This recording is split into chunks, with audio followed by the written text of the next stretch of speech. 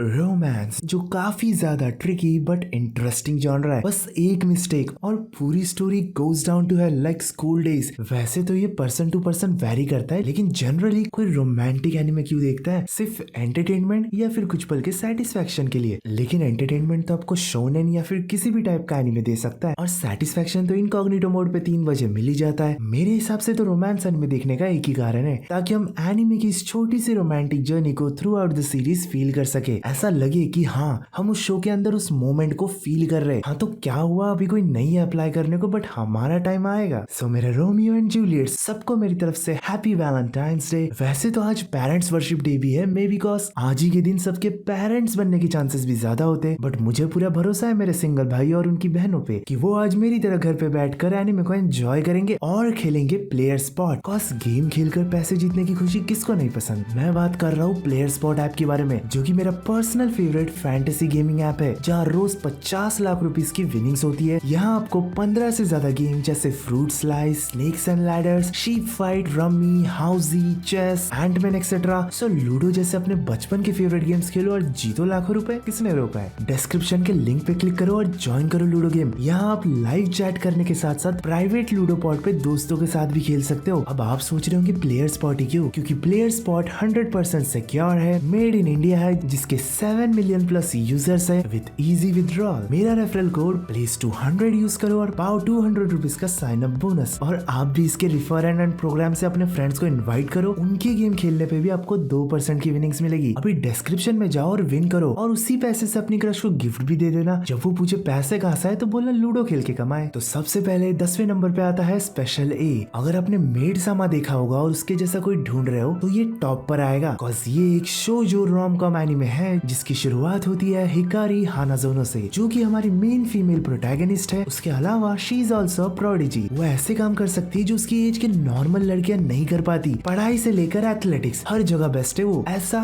उसे लगता है। एंड शी थिंक्स उसे कोई बीट नहीं कर सकता। तभी एंट्री होती है हमारे मेन कैरेक्टर केई ताकीशिमा की, जो जस्ट लाइक हिकारी एक टैलेंटेड बंदा है, एंड इसी रीजन से हिकारी उसे चैलेंज करती है। बट बुरी तरह से हारने के बाद भी वो रुकती नहीं है। अब उस लड़के को हराना उसका गोल बन चुका है, तो वो उसका पीछा एक इंस्टीट्यूट तक करती है, जहाँ टॉप 7 स्टूडेंट्स की एक सेपरेट क्लास है, जिसे इस एनिमे में स्पेशल ए के नाम से जाना जाता है। ये दोनों वहाँ जाके ऐसा कुछ करते जो हम आज तक सिर्फ इमेजिन कर रहे हैं, स्कूल में टॉप रैंक करना। आपने कुछ और सोचा क्या? वेल हु नोज, हमें ऐसा कुछ आगे देखने भी मिल जाए। बस असाइड फ्रॉम राइवलरी, हिकारी के मन में केई के लिए स्पेशल फीलिंग्स आनी शुरू हो चुकी है। बट क्या हिकारी अपने फीलिंग्स के लिए गोल को छोड़ देगी? ये तो आपको एनिमे में पता चलेगा, जिसकी शुरुआत थोड़ी स्लो है, बट एक बार पेस पकड़ने के बाद ये शो रुकता ही नहीं है। इस एनिमे के टोटल 24 एपिसोड है और एनिमेट करा है स्टूडियो गॉन्जो ने। 9वें नंबर पे आता है plastic memories painful love. Futuristic world में सेट प्लास्टिक मेमोरीज की कहानी काफी ज्यादा ब्यूटीफुल येट सोल क्रशिंग है। इस वर्ल्ड में एग्जिस्ट करते हैं ह्यूमंस एंड उनके साथ गिफ्टियास, जो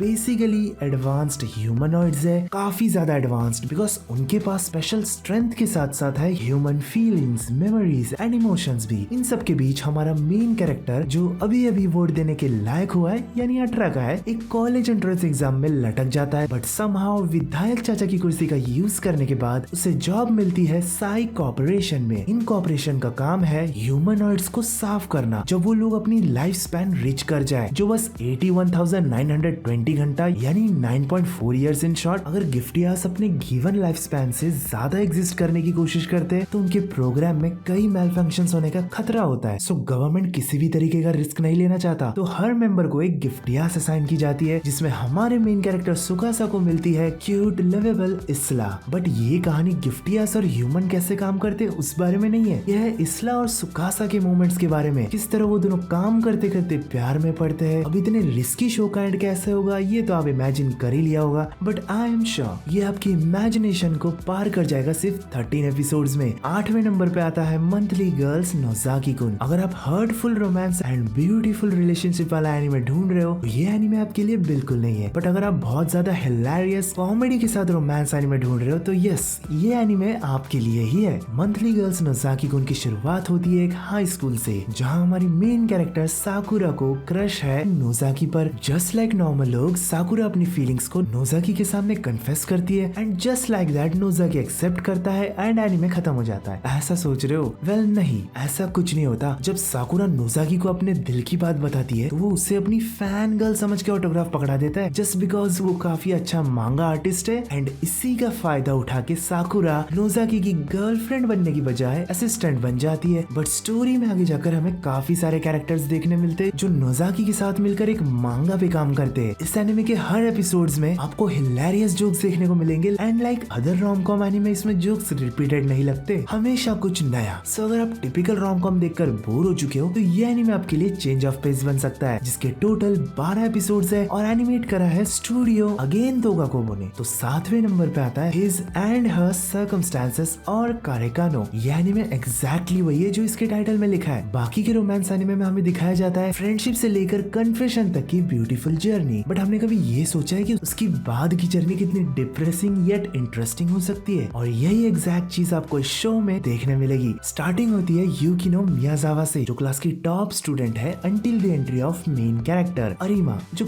कुछ एस्पेक्ट्स में तो उससे भी बेटर है। एंड इसी रीजन से यूकिनो पूरी कोशिश करती है अरीमा को हराने का। वैसे तो इसके स्टार्टिंग के कुछ एपिसोड्स में ही ये दोनों रिलेशनशिप में आ जाते हैं, बट जो कैरेक्टर्स हमें स्टार्टिंग में जितने खुश दिखे थे, बैकग्राउंड में वो लोग उतने ही सर्कमस्टेंसेस को हैंडल कर रहे थे जो इमोशनल प्लस मेंटल दोनों डैमेज देती है। अनलाइक अदर एनीमे, कारेकानो का ज्यादा फोकस कन्फेशन की बाद वाली रिलेशनशिप मेंटेन करने में है, जो रिलेशनशिप बिल्ड होने के बाद तो काफी ज्यादा हार्ड है। नेक्स्ट हमारी लिस्ट में आता है Wotakoi, love is hard for otakus. Title में ही सच बोल दिया तो सोचो कैसा होगा ये एनीमे। अगर आपको रोमांस एनीमे रियलिस्टिक नहीं लगते तो मैं कहूंगा you should really try this one. Anime की शुरुआत होती है नारुमी से, जिसका ऑफिस में फर्स्ट डे है एंड वो चाहती है कि उसका एक डार्क सीक्रेट दुनिया से हिडन रहे। डार्क सीक्रेट से मेरा मतलब यही कि वो एक ओटाकू है, ऊपर से याओई फैन भी है। वो नहीं चाहती कि बाहर की दुनिया को उसके इस साइड के बारे में पता चले, बट उसी के ऑफिस का कोवर्कर जो हमारे शो का मेन कैरेक्टर भी है, उसे समहाउ इस सीक्रेट के बारे में पता चल जाता है। बट वो करे तो करे क्या, वो तो खुद ही एक ओटाकू है, जिसकी वजह से वो उससे रिलेट कर पाता है और खुद ही सजेस्ट करता है कि उन दोनों को डेट करना चाहिए। तो जस्ट बिकॉज उनका इंटरेस्ट कॉमन है वो डेट करना स्टार्ट कर देते हैं। ओके नो, मैंने बोला ये रियलिस्टिक है, बट इतना ऑप्टिमिस्ट भी मत होना। स्टार्ट को छोड़कर आपको कहीं भी फोर्स्ड इमोशन या रिएक्शंस नहीं देखने मिलेंगी। एक जो जेन्युइन फीलिंग होती है ना, उसे हर एपिसोड में मेंटेन किया है। तो अगर आप बहुत ज्यादा जादू टोना वाले एनीमे से परेशान होकर वोताकोई की तरफ बढ़ते हो तो ये आपका साइंस लेने से भी बेटर डिसीजन होगा। इस एनीमे के टोटल 11 एपिसोड्स है और एनिमेट करा है मेरे फेवरेट एनीमे स्टूडियो मापा A1 पिक्चर्स ने। 5वें नंबर पे हमारी लिस्ट में आता है एंशिएंट मेगस ब्राइड, एक मैजिकल रोमांस एनीमे जिसमें आपको सब कुछ मिलेगा जो एक मैजिकल रोमांटिक वर्ल्ड से एक्सपेक्ट करते हो। स्टोरी स्टार्ट होती है एक ऐसी बंदी से जो सिर्फ 15 साल की है और उसे ऑक्शन में बेच दिया जाता है एक वियर्ड मास्क्ड आदमी के हाथों, जो इस शो का मेन कैरेक्टर भी है। आगे जाके हमें पता चलता है कि हमारा मेन कैरेक्टर एक मेगस है और वो चीज को जापान से लेकर जाता है एक मैजिकल ब्यूटीफुल वर्ल्ड में। सिंस चीजें अभी बहुत छोटी है एंड उसे इतनी कम एज में इतना सब देखना पड़ा, सहना पड़ा, अचानक से इतनी सारी चीजें अडेप्ट करने में उसे थोड़ा तो वक्त लगेगा, लेकिन फिर भी वो हर चीज से कनेक्ट होने की कोशिश करती है, जिसके कारण ये एनीमे आपको थोड़ा स्लो पेस जरूर लग सकता है स्टार्टिंग में, बट आगे जाके आपको सब नेसेसरी लगेगा। एंशिएंट मेगस ब्राइड एक ब्यूटीफुल कहानी है एक लड़की की जो अपने पास्ट लाइफ के डिप्रेशन को लव के जरिए ओवरकम करने की कोशिश करती है। अनलाइक अस, जहां में लव से अगर कुछ मिलता है तो वो है डिप्रेशन, क्या और कुछ नहीं होता। इसके टोटल 24 एपिसोड है जिसे एनिमेट करा है विड स्टूडियो ने। चौथे नंबर पे हमारी लिस्ट में आता है तोरादोरा, एक ऐसा शो जिसे देखते वक्त ही मैंने सेकंड एपिसोड पे ड्रॉप कर दिया था, बट स्टिल ये मेरे फोन में डाउनलोडेड था। एंड एक दिन जब मैं कहीं ट्रैवल कर रहा था तो उस टाइम मेरे फोन में नेटवर्क नहीं था, तो मैंने शो पे थोड़ा रहम किया और कंटिन्यू करा। And now I am glad कि मैंने इसे शुरू किया। तोरादोरा जो अपने साइनॉप्सिस और पोस्टर से दिखता है वो बिल्कुल नहीं है। कहानी की शुरुआत होती है ryuji ताकासु से, जो एक हाई स्कूल स्टूडेंट है एंड उसके पापा के कुछ काले कारनामों के कारण इससे सब लोग डरते हैं, बट ryuji का गुड साइड सिर्फ उसके फ्रेंड्स ने देखा है। अब हमारे मेन कैरेक्टर की एक क्रश है जिसका नाम है मिनोरी कुशिएदा, जो हमारे शो की फीमेल प्रोटैगनिस्ट ताइगा की बेस्ट फ्रेंड है। ओके, इसने हंटर देखा है, तो इसी रीजन से ryuji ताइगा को पटाने की कोशिश करता है एंड ताइगा मान भी जाती है बिकॉज टाइगा का क्रश ryuji के फ्रेंड पे है। इन्होंने पक्का हंटर देखा है। नहीं, ये स्कम्स विश नहीं है, ये थोड़ा डिफरेंट शो है। असाइड फ्रॉम दिस कॉम्प्लेक्सिटी ये एनिमे काफी ज्यादा सिंपल है। बस इसके फर्स्ट हाफ तब तक हमें सिर्फ प्यार भरी भागा दौड़ी फन यही देखने मिलता है। रियल कहानी शुरू होती है इसके सेकंड हाफ से, जहां हमें कैरेक्टर्स के एक्चुअल डेवलपमेंट देखने मिलता है और सबसे ज्यादा तो ताइगा में चेंजेस आते हैं। इनिशियली उसका कैरेक्टर क्लमजी सुंदरे टाइप होता है, बट सेकंड हाफ में इमोशनल इवेंट्स के कारण उसका कैरेक्टर काफी ज्यादा डेवलप होता है। इसकी खास बात यह है कि पूरे 25 एपिसोड में ये शो एक बार भी बोरिंग नहीं लगता स्टार्टिंग के अलावा। इवन काफी अच्छी एंडिंग के साथ एंड होता है, जिसे एनिमेट करा है जेसी स्टाफ ने। तो तीसरे नंबर पे हमारी लिस्ट पे आता है नाना। नाना I will keep calling you even if it brings me pain. ये लाइन इस शो का सबसे स्ट्रॉन्ग पॉइंट है। अगर सिर्फ साइनॉप्सिस देखे तो ये कॉमन लग सकता है, बट समटाइम्स कॉमन चीजों में ही डेप्थ होती है। कहानी की शुरुआत होती है नाना कोमात्सु से, जो 20 साल की कन्या है और वो काफी ज्यादा नाइव है। उसके अराउंड जो भी होता है उनके ऊपर वो डिपेंड हो जाती है। And on the other side हमारी सेकंड मेन कैरेक्टर है नाना ओसाकी, जो इंडिपेंडेंट है। दोनों की मुलाकात होती है एक ट्रेन में, जहाँ नाना कोमात्सु अपने बॉयफ्रेंड के पीछे जा रही है, वेरस नाना ओसाकी अपने ड्रीम्स को पूरा करने, जो है एक म्यूजिशियन बनना। इन दोनों की किस्मत इन्हें साथ लाती है और ये दोनों साथ में रहने का डिसाइड करते हैं। मैं फिर से कह दूं कि नाना काफी ज्यादा मैच्योर एनीमे है, सिंस इसमें कैरेक्टर्स 20 साल या उससे ज्यादा के हैं। और हम सब जानते हैं कि 18 से 24 के बीच में आपकी लाइफ में कई चेंजेस आते हैं। शो में कैरेक्टर्स के डिसीजंस, डायलॉग आपको काफी ज्यादा टचिंग लगेंगे। और नाना ये भी रिप्रेजेंट करता है कि अच्छा शो होने के लिए आपको सुंदर या अनोइंगली क्यूट कैरेक्टर्स डालने की जरूरत नहीं है। मैं सजेस्ट करूंगा कि आप इस शो के, जिसके 47 एपिसोड्स है, एपिसोड्स खत्म होने के बाद मांगा पढ़ो। कॉज भगवान जाने मैडोस आगे के एनीमे कब लाएगा, कॉज उनकी आदत है शो को आधे में छोड़ने की। वेट, मांगा भी है इस पे। ये भी मेरी गलती है। नहीं भाई मेरी गलती है। नहीं मेरी गलती है।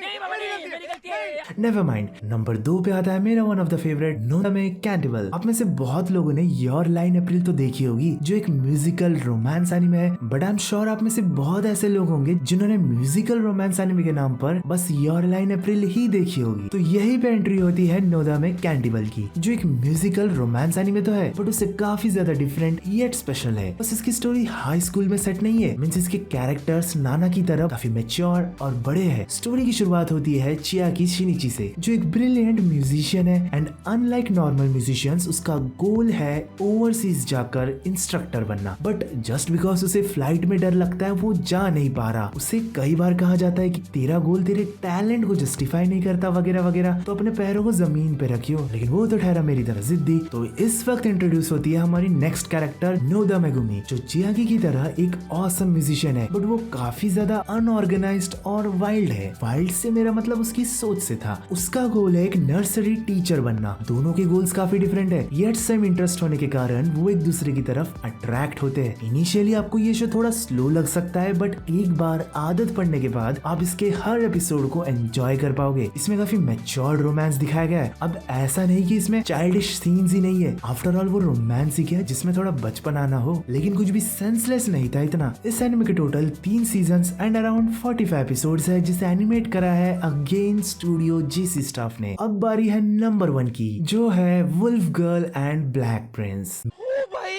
मारो मुझे, मारो मुझे, मारो। मेरा बस चले तो इसे हाईएस्ट रैंक पर रखो नीचे से। Okay second last. अगर आप रोमांस एंजॉय करना चाहते हो तो ये सेकंड लास्ट एनीमे होगा जिसकी तरफ आपको बढ़ना चाहिए। नहीं, ये क्या सिखाना चाहता है कि अगर आपको किसी से प्यार है तो उसके लिए कुत्ते बन जाओ, चाहे वो कितना भी अब्यूज करे, तुम्हारी एग्जिस्टेंस पे ही हंस ले, लेकिन हम तो नहीं छोड़ेंगे। बिकॉज हमारे प्यार में एक्वागार्ड की ताकत है, जो उसके एक्सकैलिबर को एक ना एक दिन तो होली कर ही देगी। खैर, जो भी मुझे जानता है, they know I never roast any anime, वरना लेकिन कभी कभी इसके और स्कूल डेज जैसे कुछ मुंह उठा के आ जाते तो रहा नहीं जाता। नेवर माइंड, जो होता है अच्छे के लिए होता है। सो अगर आपको भी लगता है कि आप किसी एब्यूसिव रिलेशनशिप में हो तो इस एनीमे को जरूर देखना, फिर अपने लाइफ चॉइसेस के ऊपर दोबारा हंसिए और भगवान के लिए अपने पार्टनर को मॉमी या डैडी बुलाना बंद करे, because they are not. Actually मैं ऑनरेबल मेंशन में अगर किसी का नाम लूं तो वो होगा Love Hina. What's Love Hina about?